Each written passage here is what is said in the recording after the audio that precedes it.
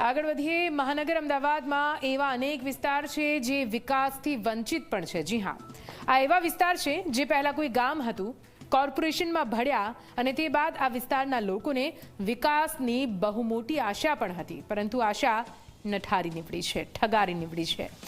વાત છે અમદાવાદના ઘુમા વિસ્તારની, જ્યાં ઊંચી બિલ્ડિંગો બનાવી દેવામાં આવી। મોટા વિસ્તારની અંદર અહીં મોટી સંખ્યામાં લોકો વસવાટ પણ કરી રહ્યા છે, પરંતુ પ્રાથમિક સુવિધાનો ભારોભાર અભાવ। વગર વરસાદે અહીં જળબંબાકાર જેવી સ્થિતિ પણ, ગટરના પાણીથી દુર્ગંધ અને તેનાથી લોકો ત્રાહિમામ। ત્યારે જુઓ અવિકસિત ઘુમાનો આ ખાસ Zee24 કલાકનો રિપોર્ટ।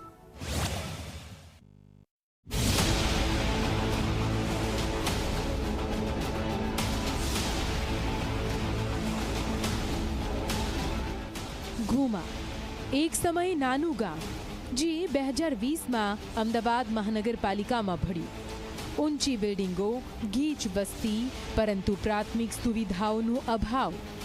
આજે ઘુમાના રસ્તાઓ, આરોગ્ય કેન્દ્રો અને સોસાયટીઓ ગટરના પાણીથી લબાલબ છે। દુર્ગંધથી લોકો ત્રાહિમામ પોકારી રહ્યા છે। AMTSનું બસ સ્ટેશન પણ આ ગંદકીથી અછૂતું નથી। લોકોને ઘરની બહાર નીકળવું પણ મુશ્કેલ બની ગયું છે।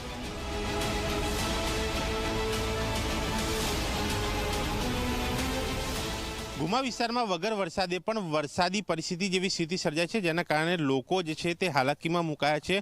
આ એટલા માટે કહેવું પડી રહ્યું છે કારણ કે આ દ્રશ્યો જોઈ શકાય છે, જે બોપલ ઘુમા રોડથી જે ઋષિકેશ સોસાયટીથી આ જે ઘુમા ગામમાં જતો રસ્તો છે ત્યાંના દ્રશ્યો છે કે જ્યાં હાલમાં વગર વરસાદે અહીંયા પાણી ભરાયેલા છે, તે પણ ગટરના પાણી જે સતત અહીંયા બેક મારી રહ્યા છે, જેના નિકાલની કોઈ વ્યવસ્થા નથી। અને ન માત્ર આ એક રસ્તો, પરંતુ સામે આ સોસાયટી જોઈ શકાય છે, જે ઋષિકેશ સોસાયટીની અંદરનો જે પાછળનો ભાગ છે, જે દિવાલથી પેલી તરફ જ્યાં વાહનો પાર્ક કરેલા દેખાય છે, ત્યાં પણ આ પાણી ભરાયેલા છે।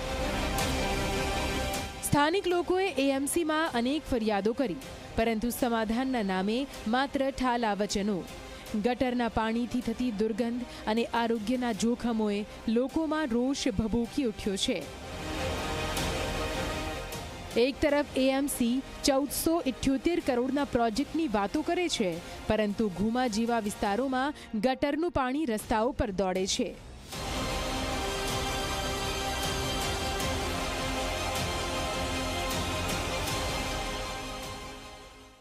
માટે તો બહુ ગંદકી છે, મચ્છરો ફેલાય છે, તમે જોઈ શકો છો 2-3 મચ્છર આ કરડેલા છે, દરવાજા બંધ રાખવા પડે છે।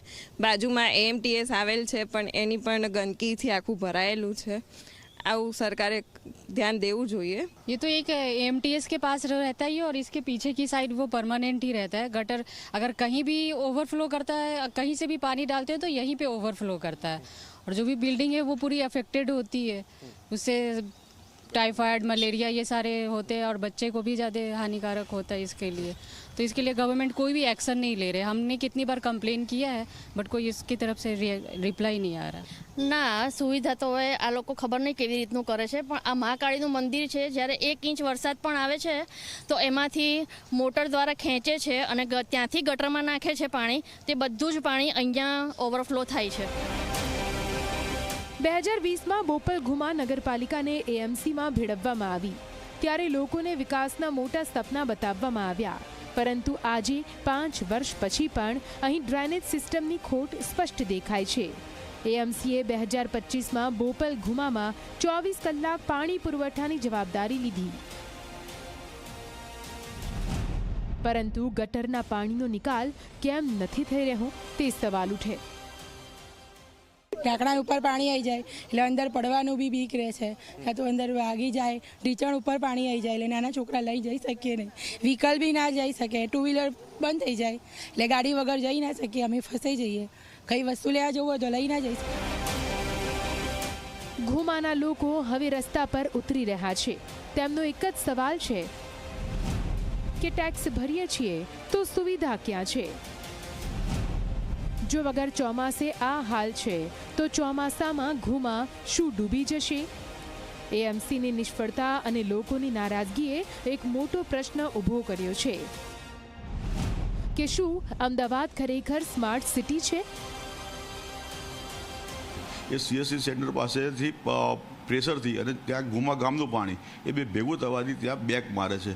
એટલે એ જે પંપો ચાલે છે એને આગળના જે પંપો છે એને કેપેસિટી થોડીક ચલાવવાની ઓછી કરવાની કીધી છે, જેથી કરીને આ પાણી ના એટલે લગભગ કાલે પાછું લેવલમાં કરાવી દઈશું.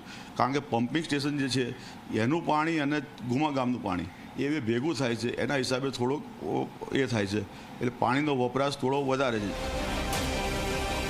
અમદાવાદ મહાનગરપાલિકા આ ગંભીર સમસ્યાનું ક્યારે સમાધાન કરશે? ઘુમાના લોકોનો રોષ શું એએમસીને જગાડશે?